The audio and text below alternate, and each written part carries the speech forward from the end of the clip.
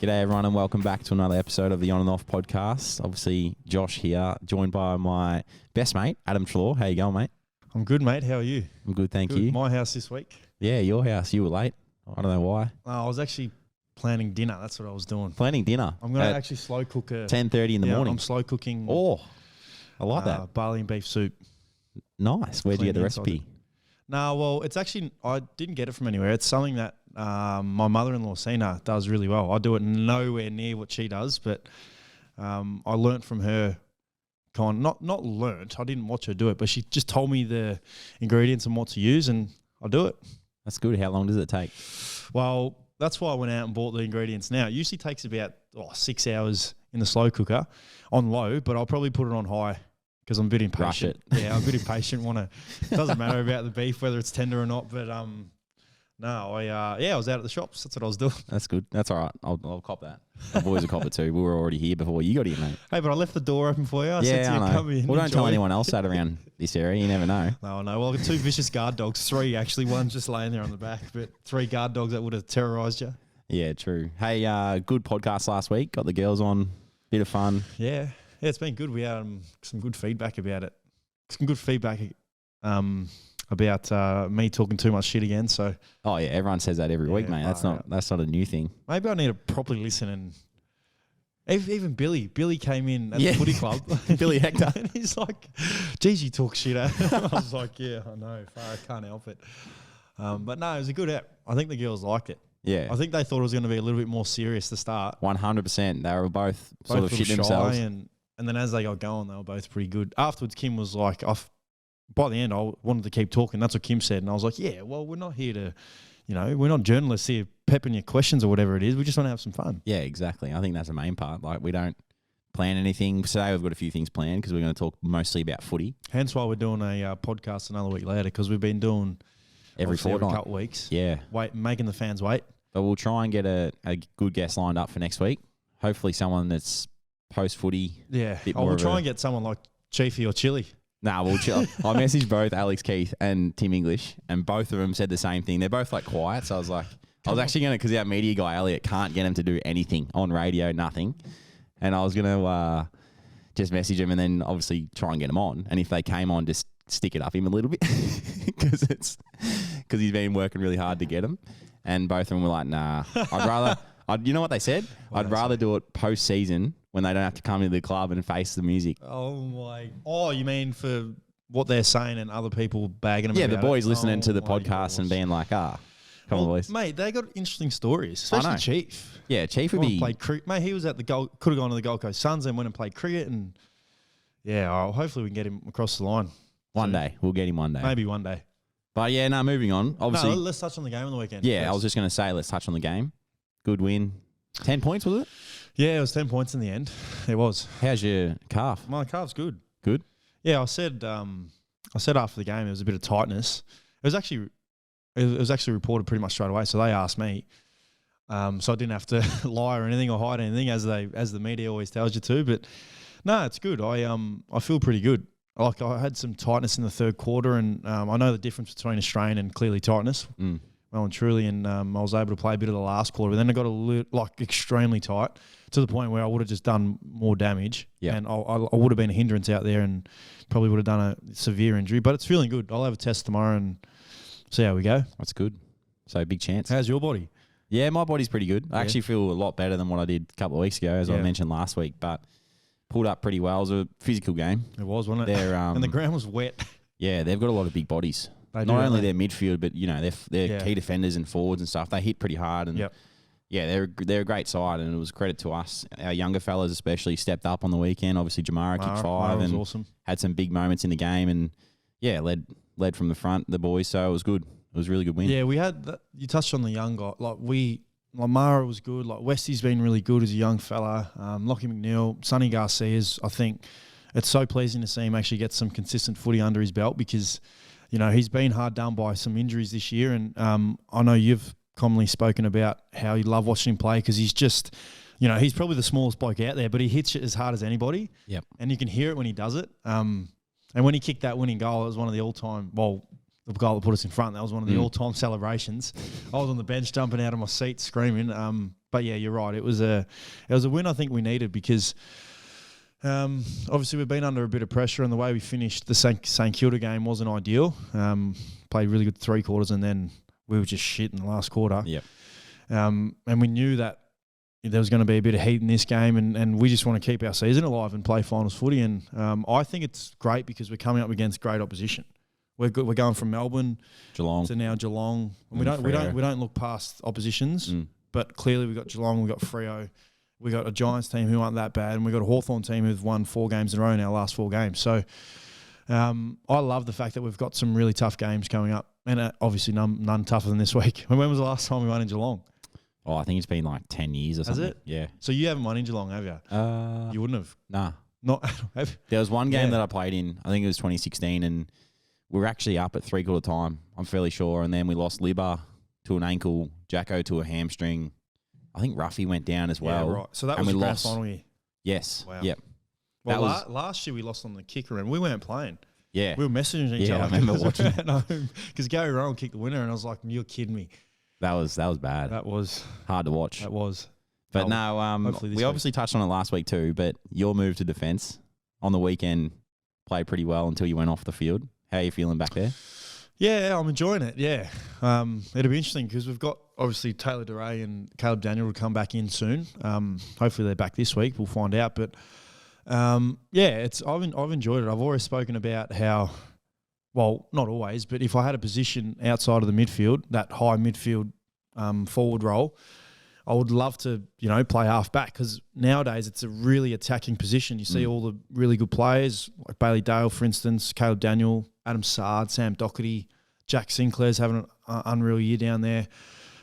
It's nice. It's nice being able to add another string to your bow, and if throughout games, whether it's this year, next year, depending where I'm playing, if Bevo needs someone, I'd like to think that he has the confidence in being able to send me back down there. The defensive side, that's still learning. Obviously learning. Mate, you're getting that good at intercept marks, and I had one on the weekend, which I was very proud of. But that's probably the side where I want to be able to now improve my game in terms of my defensive positioning and being able to read the play a little bit better, and those little 1%ers as defenders that helps them, get involved defensively and offensively. So I am enjoying it. Have you had a spoil yet? I had one. It was against St Kilda. Nice. I had one spoiled it straight to Libba, remember? It was in the spirit package. Oh, yeah. Spoiled it straight. Was it left hand or right hand? No, it was right. I was a bit scared to spoil left. Shoulders a bit sore, but no, it was right straight to Libba, and Libba handballed it out. That's definitely an art. That is definitely an art, being able to spoil. You underestimate, practicing spoiling week. Like what side to do it, depending on. I know. Yeah. Because for me, because my hand's just dominant right, I'm just always going to try and fly right. That's just what I do, but I'll never try and practice left. But no, I'm enjoying it. That's good, mate. It's yeah. good. It's You reckon good to you see could play half back? Probably not. I reckon you could. Mid pillar? Yeah, I'll be definitely a lockdown defender. Wouldn't be assertive? Nah. Well, nah. It'd be hard. I think my aerial ability would allow me to be assertive a little bit, but it's something that I'm trying to improve all the time. Well, that's something you touched on, your aerial ability, which is you're showcasing. Yeah. Like you had one, was it this week or last week, where you fumbled it, but it should have been a grab in the forward 50. Oh, that was last week. You were flat as. Yeah, I was flat. I was flat again this week in the first quarter because there was one mark that I took inside 50. Oh, and it wasn't allowed. They called it touched. And Mitchie Hannah's kicked it 50 metres over to me. So if it was touched, Yeah, how's it? Yeah. Yep. And then there was another one when I took a mark on the half forward flank, intercept mark. And you got and Clary, Clary chopped my arms, and I was spewing about that too. That happened to me against St Kilda the week before. Remember that one in centre half forward? When Sonny kicked it to me and I got absolutely that crunched. should have been a free kick. Yeah, anyway, what could have been. But no, as you said, you've been working extremely hard. Yeah, it's something I think I can still be better at. My whole game can improve a lot more, but yeah, it's just good to play a role in a team that won over Melbourne, I guess. Yeah, yep. Yeah, well, we'll have a challenge this week. Yeah, so we've got to move on, and it's been a good solid week on the track so far. It's obviously Wednesday, so it's our day off, but main session tomorrow, as you mentioned. Try and get through and then play on Saturday night, which will be a big one down in Geelong. Yeah, can't wait, mate. It's good. So, as I said, we're going to talk about footy. Jack's actually written up a few footy questions here. But who do you think is the best player in the game this year? Ooh. Or after this year, after watching everything this year, Who do I think? who do you think's currently the best player in the game? Probably my first name that comes to my mind is Jeremy Cameron. Yeah, he's been unreal. Only because I know I've seen it firsthand how freakishly talented he is. I think the thing for Jez has always been about consistently doing it, as it is for everybody. 2013, when we won one game at the Giants, did he win the Coleman? I think he won the Coleman or came second. I reckon the Ritzy's going to get it up on his phone, but I think he won the Coleman. Might have come second in a team that won one game and was all Australian. I know that for sure. He had a couple of injuries, but I think the way that he gets up the ground, the way that he's able to utilise his speed, I believe he's an elite kick of the footy, a great decision maker. He has so much time with the footy when he gets the ball, and that's very rare for a big key forward. Well, you wouldn't say him a big key forward, but he's a tall, rangy key forward. He's having 20, 25 plus touches a game as a forward and kicking 4 goals most weeks. And setting up goals too. Like his score assists. Him and Tomahawk is incredible. Oh. I mean, there's a list of players you can go through. Yeah. But he's probably the one that I think of the most. Like he won't win a Brownlow or anything because forwards don't get votes in the Brownlow. He could. Well, I know. I think he could, but I mean, he won't because it's a midfielder's award. I as actually they say. reckon he might be up there because they've won a lot of games of footy and he's played well in those games. Yep. Like kick 4, kick 5. Yeah. Yeah, you're right. You are right. Like we said, being involved in a lot of scores. So yeah. But no, one that I've thought about, and he's probably up there in the Brownlow as well, is Andrew Brayshaw. He's been very good. He was number one of my most underrated players, wasn't he? The start of the year. Was he? Did I have him, Jack? Ritz? I reckon I did. He might have been 1 or 2. Well, he's been dominating. He's a star. And mate. I've actually probably kept more of a close eye on him over the past probably second half of the season just to see how he plays. And Freo are playing a lot of primetime games at the moment, so it's nice to be able to watch him. But he's been real impressive. Do you ever watch Brayshaw, for example, and be like, oh, I should try and do that in my game, little things? Do you? A little bit. I see how he sort of plays his role a little bit and understand that he's mostly playing. He's purely playing inside mid, so he's just doing the hard things. He knows how to tackle. He knows how to put pressure on. He knows how to run through the ball. And Joel Corey's over there, so he'd be giving him numerous amounts of advice. Yeah, they've got a great, for what it's worth, they've got a great coaching panel. Yeah, Matty Boyd's there, who out at Collingwood, who I love. Obviously, you love Joel Corey. Yeah, you think the world. Bob Murphy's there. J-Lo was Collingwood's Justin defensive O'Neill, coach for ages, and he's a beauty. So, who are their other ones? I don't know. Matty Pavlich, does he help out? Don't know. Presume he will. Yeah, I'm not sure. Another one that I think I have a greater appreciation for, who I think's a superstar, is Took Miller. Yeah. Well, yeah. And we've touched on, I think he was on your underrated list at the start of the year, top of my head. And purely because he plays in Gold Coast and there's not a lot of media around their games. Yeah. He's come out and had a year last year where he was all Australian, probably top 5 in the Brownlow or whatever. He's probably had a better year this year. And I was thinking, can he do it again? See where they're at. They've got Noah Anderson coming up, Matty Rowell playing good footy. They've won 9, 10 games. They're on the board, on the fringe of playing finals. And he's backed it up and done it even better. Yeah. I mean, he won the best on ground medal in the Q Clash for the 3rd time on the weekend in a losing side. He's a star, mate.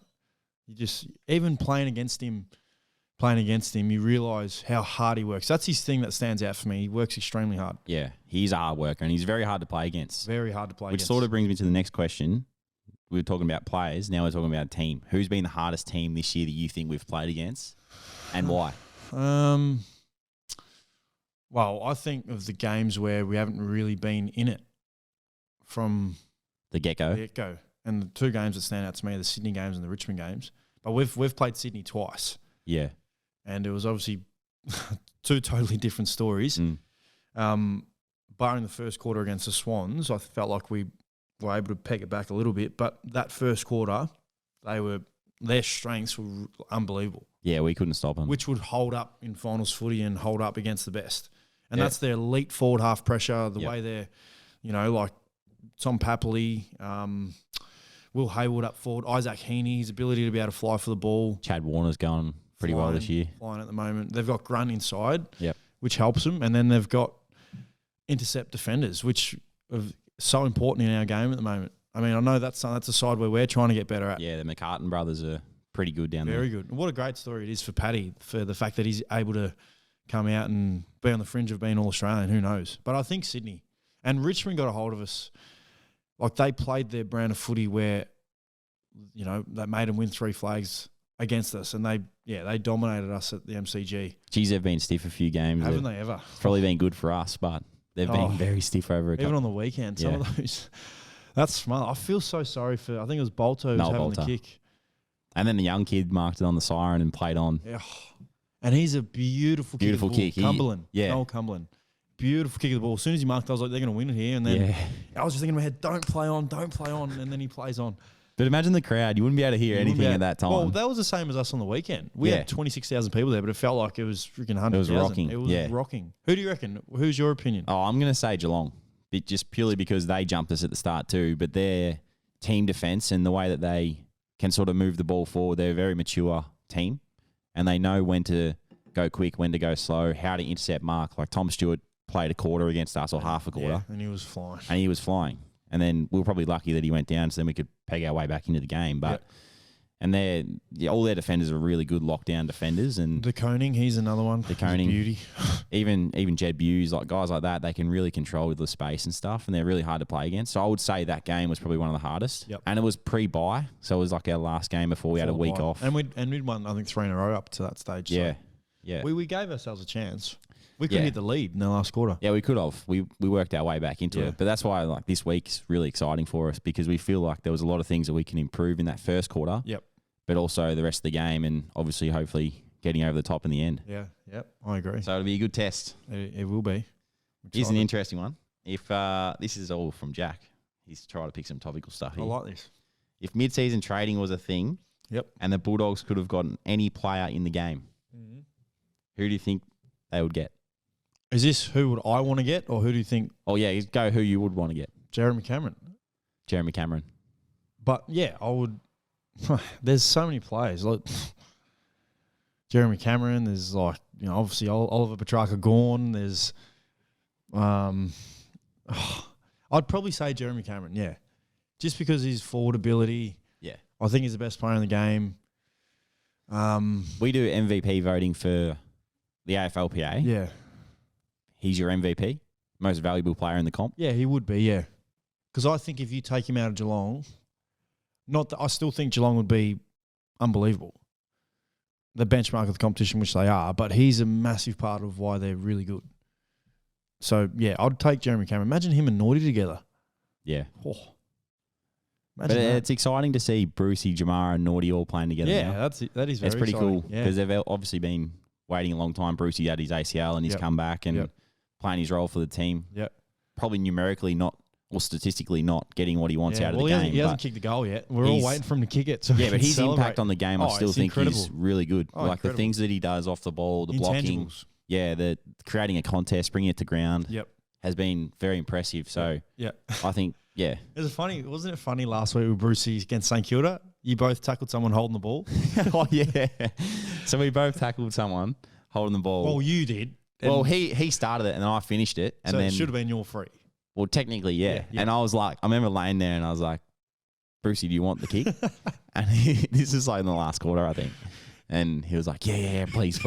So I just threw in the ball.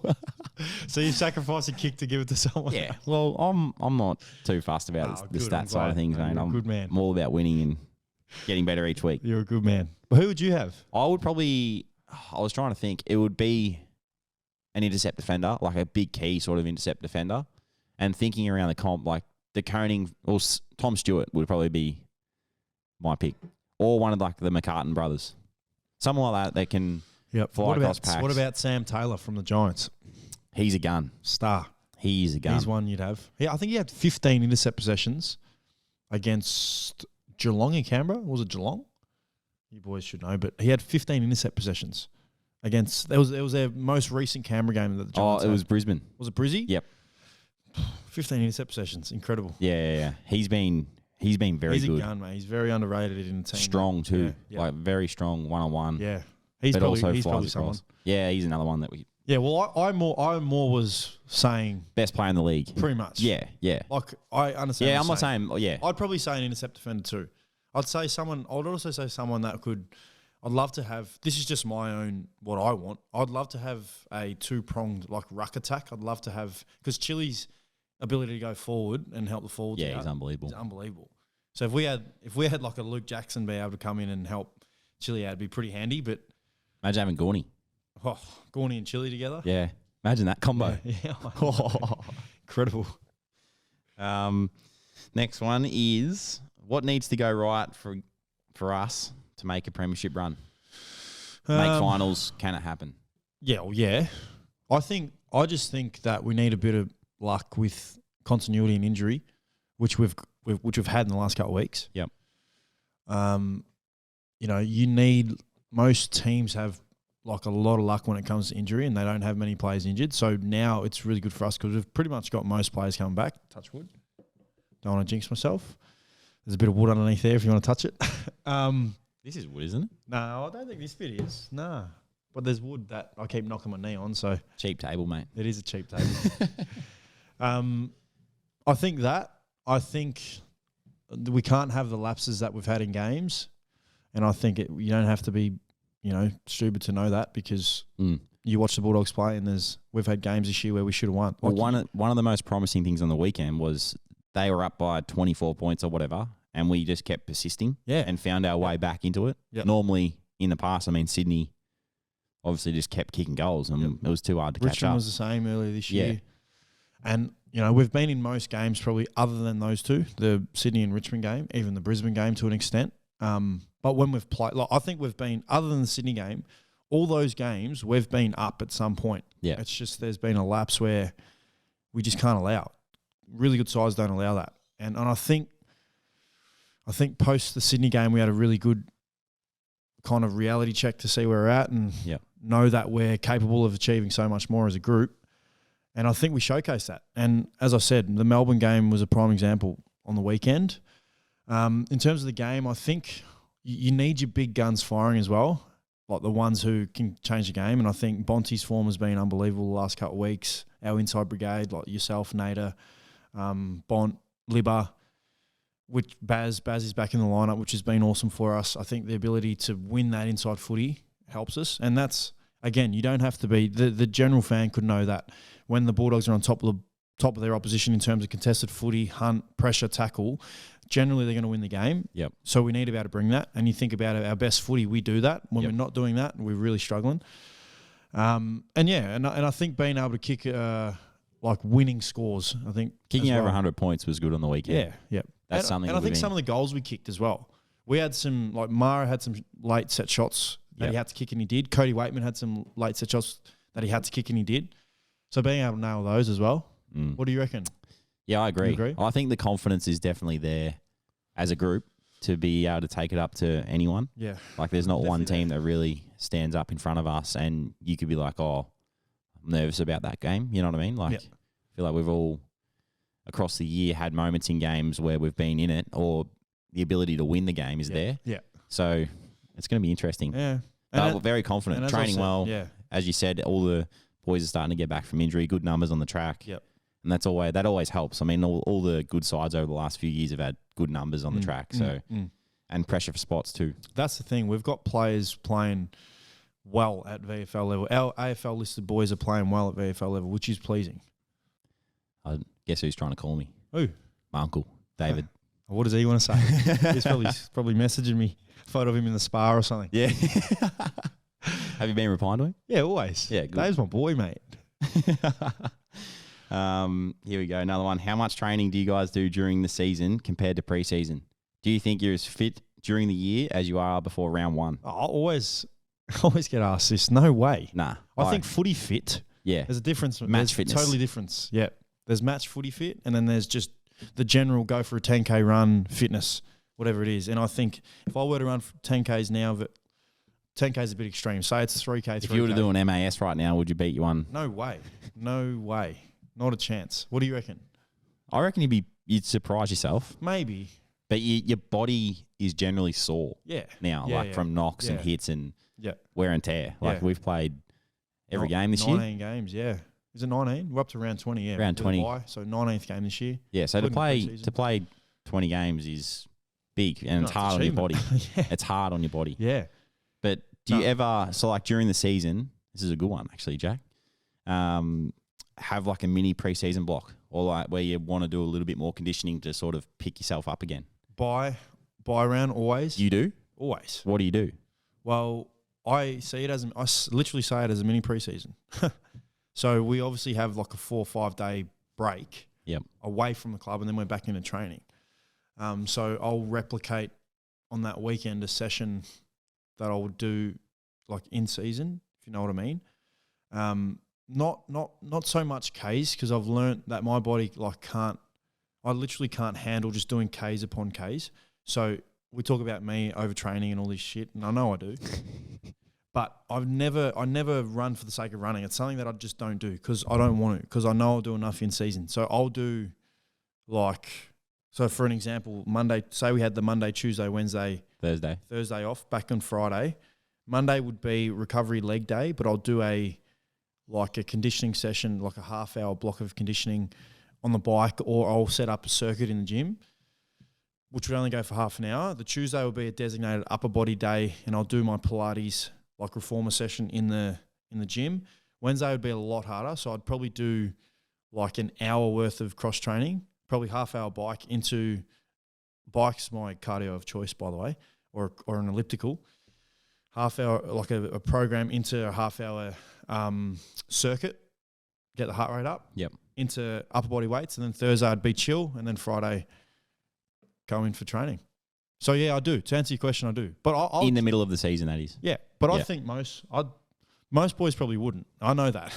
No, I probably look at it more as a rest. Yeah, I know you do, and I understand that. I totally understand that. It's just the way that I'm wired and the way that my brain is. I just can't.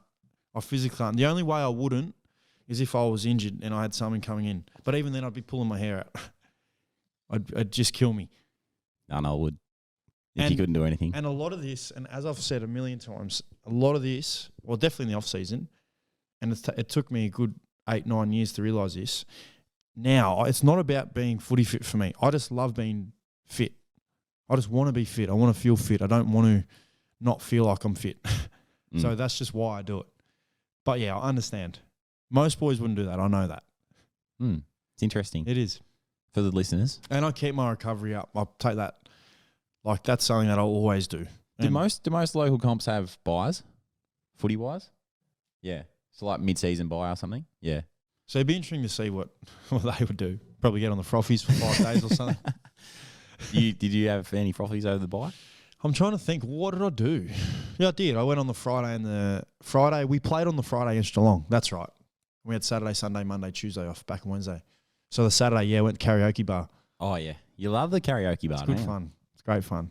It's a little private karaoke bar where there's not many people. Well, don't say where it is. I'm not going to say it. There's not many people, and there's only, throughout the night, over maybe a 5-hour period, there'd probably be 40 people that come in. It's tiny. So much fun. Yeah, so you went there with Peeva, didn't you? The first time, I went there with Casey, Jess, and Ozzy, another friend. I'd love to see the security camera footage of us singing. Of you. I've got some footage on my phone. We're going to have to try and get some, I reckon. I've got some footage on my phone if you want to hear us sing. It's something we got to do. What about you? What's your... Nah, my mid-season break is all about recovery. Do you do any session though? Yeah, I'll do what we get told to do from the club because we normally get sent a recovery run on the Sunday. Yep. So 2 days later. Yep. And then weights. So I'll do all my weights and all my recovery stuff. And then the bigger session on the Tuesday or Monday or whatever it was. Yeah, it's like a 5-6K session. Yep. So I'll do that. Yep. But yeah, it depends how sore I am. Like we played Geelong. I don't know how sore I was. I can't remember after that game. But yeah, if I'm sore, I'll just prioritise recovery. I think you were because you messaged me. I was. You told me I'm not doing this on the Sunday. I spoke to Belly. Because I had a sore ankle. Yeah, so everything just dictates off how you're feeling. Yeah, exactly. But most boys would just recover. So it was a good question. Yeah, it's a great question. It is a good question. Moving on, see a lot of NBA, NFL movement. Obviously, some of the contracts they sign, like Zion was signing $250 million. Deal. Yep. dollar contract the other day, just in front of everyone. Here you go. Ridiculous. Just sign it. But do you think AFL players are underpaid? Oh, that is a tough question. Well, yeah, for how much we make as an industry, yeah, I do, yes. And I don't know the exact details. You're one of the delegates, mate. You know all that stuff, but we don't get the percentage of what we get. Isn't that high? Is it?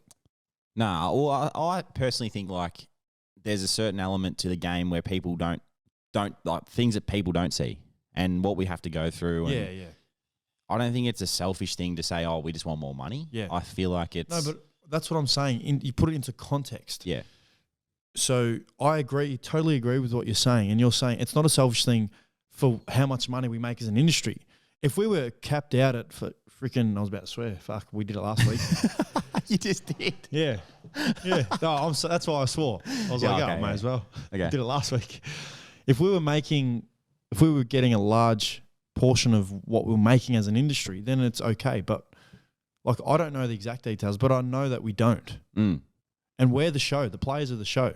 That's what people come out to see. They want to see the players perform. And in context of what we're making as an industry, we probably deserve to get paid more money.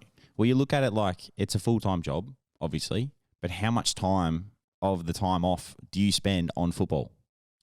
In the off-season? No, like just in general. Like throughout the season. Every day, pretty much. Footy is on your mind 24 hours. My life, my life is based around my footy. And if you talk about the off-field stuff, so like the media, like the attention that you get on social media, the scrutiny, stuff, everything comes into it. Yep. Your mind is always racing 24/7 about footy. And that's what I think some people don't understand. Yep. You don't just go out there and, I totally agree. Meetings, if we're not going well, the amount of pressure that you put under. Even when the team is going well and you might be struggling to perform or on the outer of the team or whatever it might be, like there's so many things that happen in the footy world. So I tend to agree. I think that if you compare it to other sports around the world, definitely underpaid. But I think for what we earn as an industry, yes, underpaid. People would disagree with that because they're like, we're getting paid enough already. Yeah, but they don't put it into context. Exactly. That's what I'm saying. What we're making as an industry and how much we make and where the show, what we put our bodies through, really over 10, 11 months of the year, we have pretty much a month and a half off. And then we got to build back into a program to get back into the preseason program. Life is just football. And you think about, you said what you put your body through, but also imagine life after footy. Like my old man's back, he's cooked. Like he can barely function. What about, prime example, Kane Lambert? Kane Lambert, perfect example, just retired. And I haven't seen it, but like apparently he just literally can't. Did you listen to his retirement speech? Yeah. Mate, he can't even tie his own shoes up. Yeah. Because he can't bend over with his hip. You know what I mean? So, I definitely do. So whatever it is, between 5 and 15 years, say, of an AFL career, he's only had, how many years has he had? Oh, no, but he's played 130 games. 36 games or something. Yeah. 2016 maybe, so that's 6 years. 7 years, say he's played that much, and now he can't tie his shoes up. Yeah, his life is affected. Yeah. The rest of his life is affected by... Because of his commitment to the game. To football. And wanting to play and wanting to be an entertainer for the fan, everything. So, I definitely do. Again, so do you think that's why overseas, NBA, NFL, all the big EPL, they're all paid off the charts? Do you think it's because of that reason? I do, but I think about the industry as well and how much they make as an industry. Yeah. But they probably get more of a percentage than what we do as players. So again, that's where I'm in all of this for what we make. If we weren't making as much as an industry, I'd totally understand. Yeah. But we're $1 billion industry, aren't we? Mm. More than that, probably. So I think the pool that the players get can be a lot more. Yeah, I do. Because we're the show. People want to see us. Yeah, I agree. Anyway, that was good. Good question. Yeah. Moving on. Do the AFL rules confuse AFL players? When you're out there, do you get frustrated and annoyed? He always gets frustrated and annoyed. Yeah, but it's not because the rules affect me. Is that the question? Yeah, pretty much. Just about the rules. No, I know the rules. And how they're adjudicated differently week to week. That's the thing. It's not consistently done. So prime example is, one you brought up with Clayton Oliver on the weekend where you got crunched. Last week in the St Kilda game, it was a free kick. I was going for the mark, centre half forward, and I got crunched. Arm was chopped, smacked to the back. You watched the tape back. And then it would have been Sophie just fell off. That's the third dog off the. She's all right, Jack. Just go help her up. Poor Sophie. That's how she dives off the couch. Anyway, back to what I was saying. So I've been crunched, and then it would have been 5 minutes later. I think one of the St Kilda forwards got a free kick for the exact same thing, and I just said, like, where's the consistency in that? You can't give a free kick away there and not give one away there. Like, it's just so that's what frustrates me. The rules I understand. The consistent rules. Yeah, the consistent rules I understand, but the only thing that changes is something might be prioritised at the start of the year. Always is, because that's what happens when you come into a season. It's watched closely, and then after 2 or 3 rounds, it just goes out the window. Do you think the high free kick stuff is topical? Yeah, I do. Should it be topical? No, it shouldn't be. I think it's clear, but I think, like, if we're touching on the tackle on the weekend with Ginnivan and Mason Redmond, it was a free kick. Yeah, definitely a free kick. He got him high. Yeah. Whether or not Ginnivan goes into the tackle, he got him high. Yeah, I've been asked a bit about this, like Channel 10 and stuff, but do you go into a game thinking if someone tries to get a high free kick, that's their prior, and if you tackle them, that's holding the ball? No, so it's it's a good question. Do you know what I mean? It's a great question. I know to answer the first bit of the question, no. Yeah. So if the umpire knows that player is trying to get tackled for the free kick, like any player, whoever it may be, so my question would be no, it shouldn't be a free kick, but there is some common sense in it as well. And Ginnivan was taken high. Like, that tackle was a high. Man, he was in a choker hold. Yeah. The first bit, no. Like, a large part of the tackle, largely when players go under, and Toby McLean used to do it quite a bit and was great at it, they'd get the first bit of the arm. It's just that last bit. The shoulder shrug. So that bit where they get tackled, I don't think that's a free kick. But then if you continue on with it and he ends up being a choker hold, I think it's a free kick. So it's where the contact starts. I think so, yeah.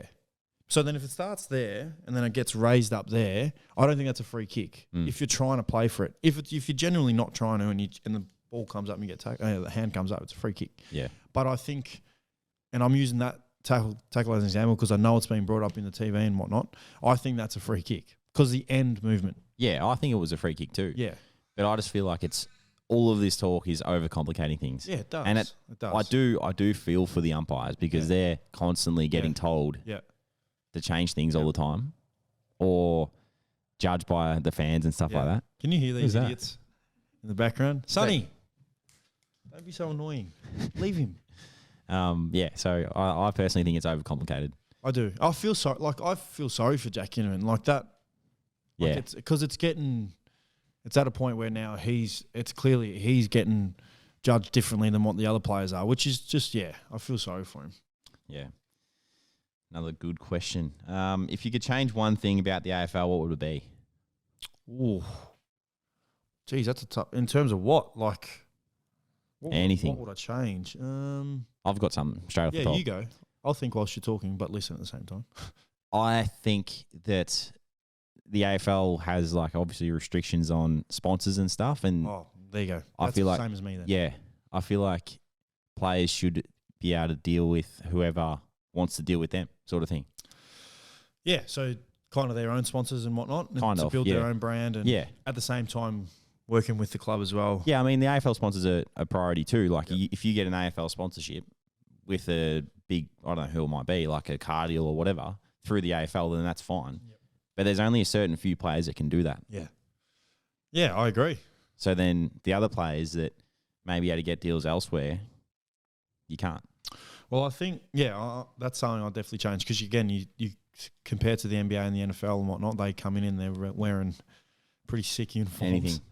Anything. I know Geelong did something last week. They did something most recently. Yeah, it was like Heritage Round or but it something wasn't that they did. They AFL wore gear, was it? It was just sporting wear, wasn't it? Yeah, or it was like old school kit. I think that's cool. Like, I do. And you think about what the player at the particular club might be able to bring to the club in terms of their own personal branding and sponsorship because of how big they are. And Bailey Smith's a perfect example, or Marcus Bonampelli, like these guys could bring in some big sponsors.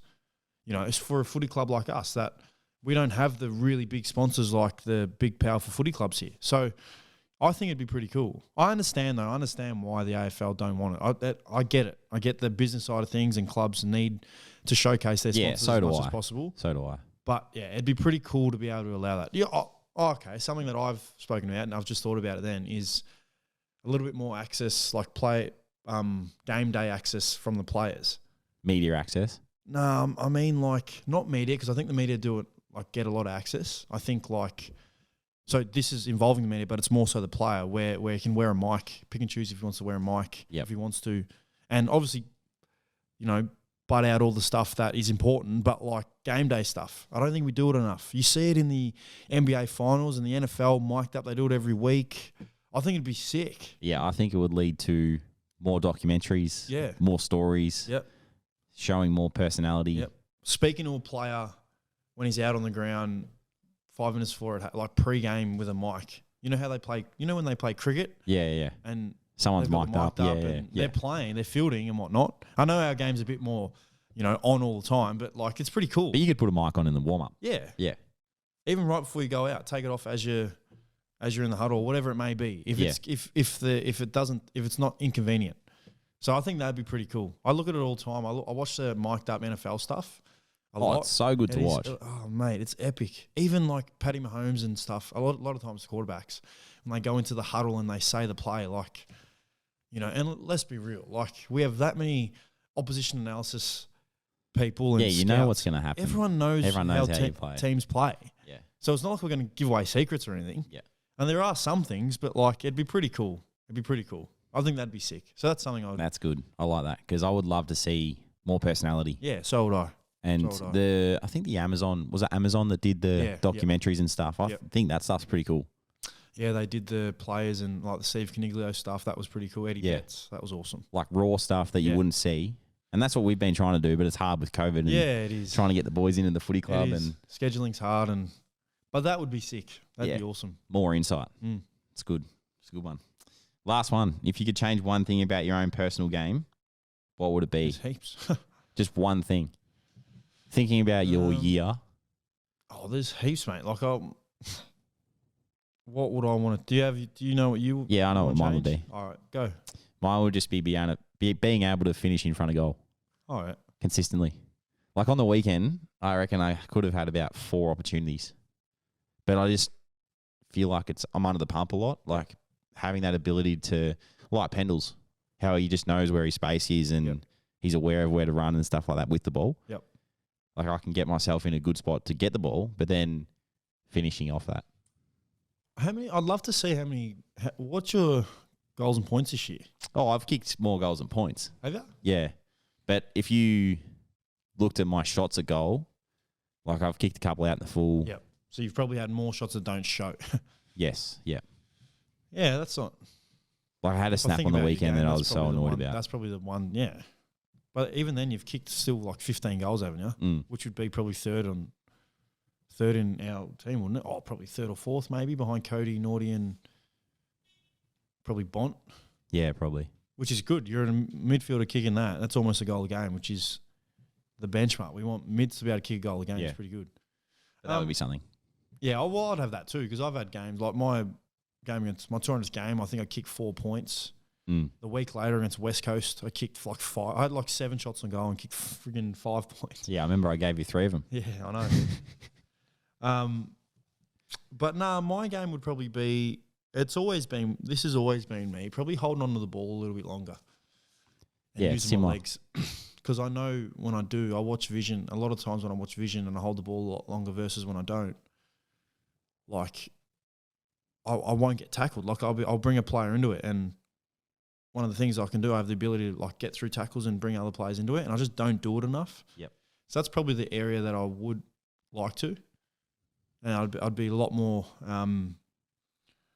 I'd leave a stamp in the game a lot more than what I would. Yep. Instead of just getting the ball for the sake of getting the footy, which I've improved a lot anyway.